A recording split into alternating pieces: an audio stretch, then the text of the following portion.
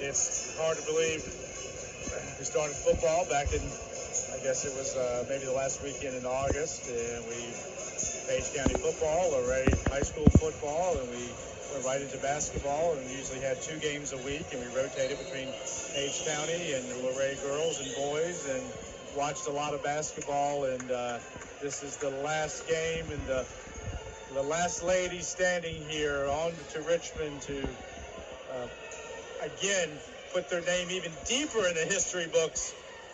Cook's shot is a little bit long there, but the rebound goes out of bounds, and it'll stay with the Justices. 2:07 left in the game. Yeah, there's been a lot of history made, because not only are we talking about just what Luray has done, both Spotswood teams made it to the state tournament. Clark made it to the state tournament. Luray made it to the state. East Rockingham. A lot of basketball, a lot of good basketball being played up here in the Valley. And we've talked before about how Tyler Nickel down in East Rockingham set the all-time scoring record for high school basketball in Virginia when he hit 2,804 points about a week ago. But Emily Weekly, I would have to do my math there real quick, but she's up over 2,600 points. Yeah, she's that's, and again, that's missing quite a few games last year. That may be a little bit off there. She may be like 25, 60, 50, 70. Yeah, right. Yeah. Possibility to maybe make it to 2,600 points. And again, that's probably, I think they only played, 13, 14 games last year. So really only half a season, which to me just makes it.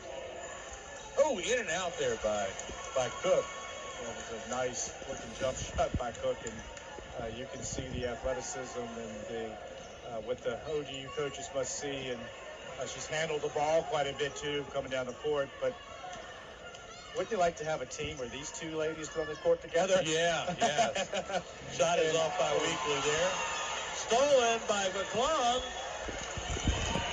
And it's going to be Luray basketball. Smart play there by the juniors. Just does everything so well. The junior, just can't say enough about her and her basketball IQ. Really, it's a lot of people on the Bulldog team have a pretty high basketball IQ, as a coach would say. So many good things well, and Jaden has had just an excellent night, maybe we believe probably career high night against the Justices. Do I hear a nomination for POG coming up?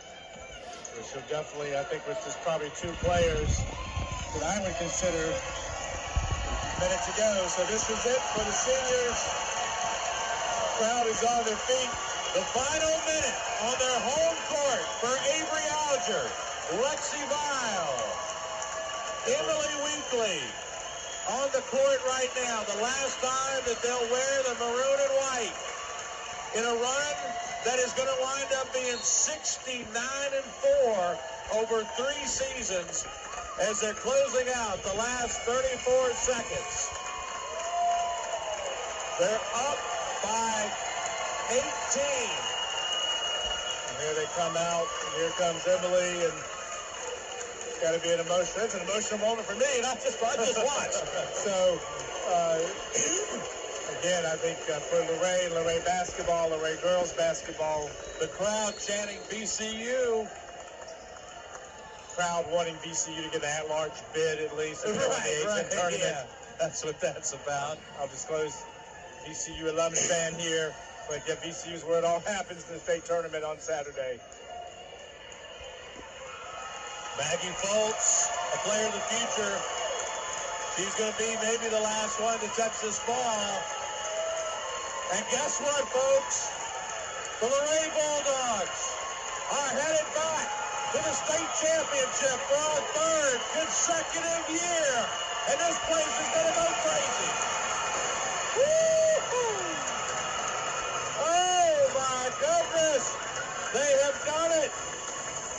They have done it, and they have won this Final 4 matchup. The Bulldogs celebrating on the floor, the fans celebrating in the stands. This is a good moment to witness here. And I know it wasn't easy, but gosh, they surely have made it look pretty easy this year, and just keep doing their thing. And 18-point victory a couple times. Again, John Marshall hung in there, got it under single digits at one moment in the 3rd quarter, but as soon as they did, this Luray team just put their foot right back on the accelerator. I remember I got a couple back-to-back three-point plays, and at the end of the game, here we are with an 18-point win, was kind of what we have come used to here in Luray. You can see my Angel Harris getting emotional on the court. John Marshall has no reason to hang their heads. They are a quality basketball team, and they are a team of the future.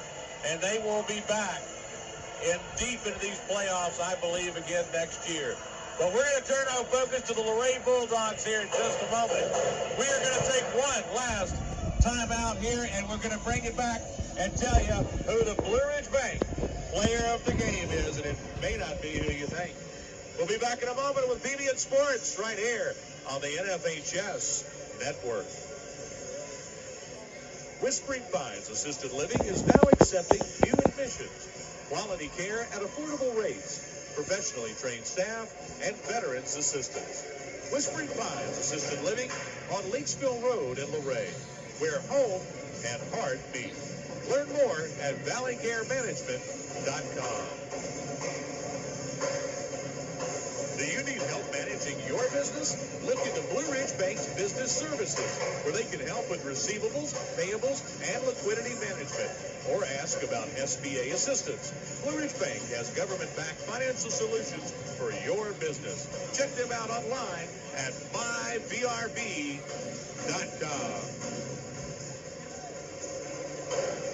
64-46. It's another chapter in the history that is the Luray girls basketball team. They are now 69-4 over the last 3 seasons, and they're going to be making their 3rd straight trip, Ligon, to the 2A state championship. Just a run for the ages, and kind of, I know we've talked about it through the course of this year, is just to look at that run now standing at 69-4.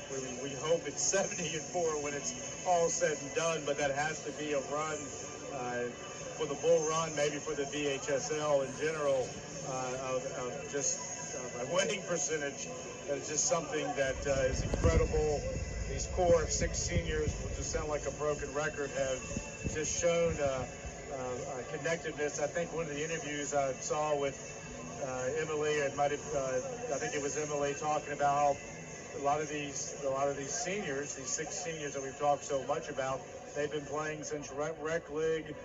They have had so much time on the court together. They just seem to kind of know where one another are at every given time. We saw so many good passes, so that has a lot to do with it. So just a pleasure to sit here and announce these games and watch these girls. And of course, Saturday we get to go as fans, and you'll have your pin and your Page Valley News hat on Saturday. But I'll be there sitting in the crowd, wishing I could announce it, but I'll be content just rooting them on from the Siegel Center, hoping that they can get that 2nd championship in a row. It had to go down to Gate City, like I said, and sort of rip it from them last year. This year it's going to see if anyone can take it from the mighty Bulldogs, and led by Emily Weekly, who, again, anybody watched maybe in Richmond, you really see that she is a special player. Has to be. I'm trying to look for rankings of girls players in the state, but I would think that she easily would be one of the top 10, 15 players in the state, the Shepherd University commitment. And seeing her going against Jaden Cook, a Division I talent, like I said, Jade, I'm going to pull her aside and say, hey, you talked to my coach at ODU. Come there and help me. We could use you. That was a good matchup to watch tonight, and obviously Emily was up to the challenge. Well, Emily Weekly does finish with a game-high 32 points. Behind her for the Bulldogs, Jade McClung with 20 points. And I believe, without having done all of the math, that my Angel Harris led the Justices of John Marshall with 12 points, but I'm going to take just a moment here, Ligon, to figure out how many Jaden Cook had. She had 2 and 4 and 5 and 7 and 9 points. So, yeah, she had 9 points, but my Angel Harris, who I'm going to recommend for one of our player of the games for the Justices, I saw the way she drove to the basket was very special. She really had a great moves inside. She led all the justices with 12 points. But on the other side of the coin, I'm gonna get off the broken record. I'm gonna take the broken record off the record player, and I'm introducing a new recommendation. Jaden McClung, the junior, the Region B Volleyball Player of the Year. She is a Region B and Bull Run District first team selection, all district and all region selection. She has been that number 2 player for Luray that has always done a lot of the right things, the rebounds, the assists, been right there with Emily through the last 3 years, and she's my recommendation for player of the game. I can't argue with that. She had an excellent game, and the one play that I can still just sort of stands in my mind was sort of early, maybe there at some point in the second quarter when it was a nice pass to Jaden, and it was her and Jaden Cook were matched up, and she went at her, got Jaden Cook off her feet, and then took it to her left hand and was able to get a little 2 or 3 foot jump shot to go in. That to me was just that showed me that Jaden McClung came with her tennis shoes laced up and was ready to go against the big player. Was by no means intimidated. She's such a talented athlete that we get so used to Emily doing her 30 whatever a night, sometimes 40. We don't want to take it away from Emily. It's one of the most special players in all of VHSL to ever play basketball, in my opinion. So for Jaden to come in here and have the game that she had, she really is. I think you'll look back, they only have one more game together, but it'd be hard for me to think of a better combination of McClung and Weekly. Goes down in 2 Hall of Fame players, and they have filled that trophy case up when their time is up. So I'm comfortable with that to go with Jaden McClung, player of the game for the Blue Ridge Bank, player of the game. Yep, and we'll go with her for the Bulldogs, and we'll go ahead and Maya Harris will be our Blue Ridge Bank player of the game for the Justices. John Marshall really did come in and play a good game. I think this has been one of the more challenging games for Luray, but it was only challenging for a little bit, and then they put the foot back on the gas. They come away with a 64-46 win here tonight, and they are going to face either Gate City for a 3rd time, although Gate City is the weaker, we believe, of those 2 teams. If you give me just a moment, I'll get to my tournament bracket here. Gate City is sitting on, they went into tonight's semifinal with an 18-12 record. Central Wise, the number 2 team in 2A and the number 2 seed in the tourney. I think that's where you're going to see the competition in the state title game. And Central Wise is the team that I think will wind up being in the state championship with Luray. But either way, we know the Bulldogs are going for a 3rd straight year. Ligon, any final thoughts? Well, I'll be there on Saturday morning, but got to give the Bulldogs a lot of credit. We came in, we knew that this is a big team, a team that we don't get out of that Shenandoah Valley much. Kind of the way they set up the regional playoffs, they try to eliminate teams from maybe traveling as much as they used to.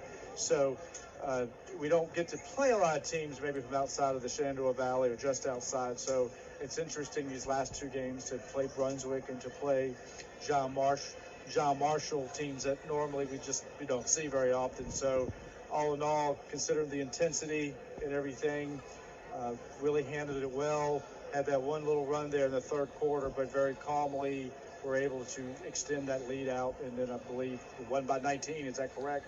So yes. all in all, put a nice 18. Put a nice little bow on this last home game for the seniors and for Emily and for everyone watching out there. I mean, again, you can see just Emily, the set of skills that she has, the hustle, the little things that she does as a player, that she'll continue that at Shepherd University. And Shepherd's got a nice little Division II basketball program, and I'm sure that coach to bring someone like Emily in that they can build around for the next 4 years, got to be pretty exciting for them. So, hey, it's been a great year. It's been fun.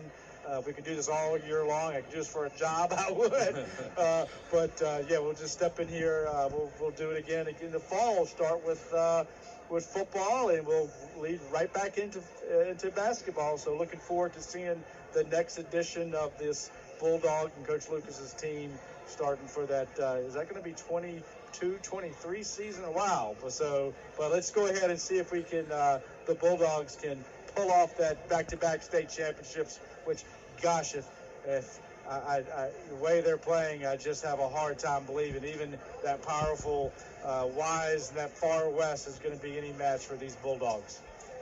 Well, we'll wrap it up here tonight from Luray High School Gymnasium. Emily Weekly finishes tonight with 32 points. Jaden Cook, the big 6'3" junior from the Justices, she has 9 points on the night. But your two Blue Ridge Bank players of the game, junior Jaden McClung for Luray with 20 points, and my Angel Harris with 12 points for John Marshall. Your final score, once again, Luray 64, John Marshall 46. The Bulldogs continue to make history, and they're headed off to their third trip to the 2A state championship on Saturday at VCU. Folks, thanks for joining. It's been a lot of fun, and we hope to see you again next season. You have been listening to PBN Sports on the NFHS Network.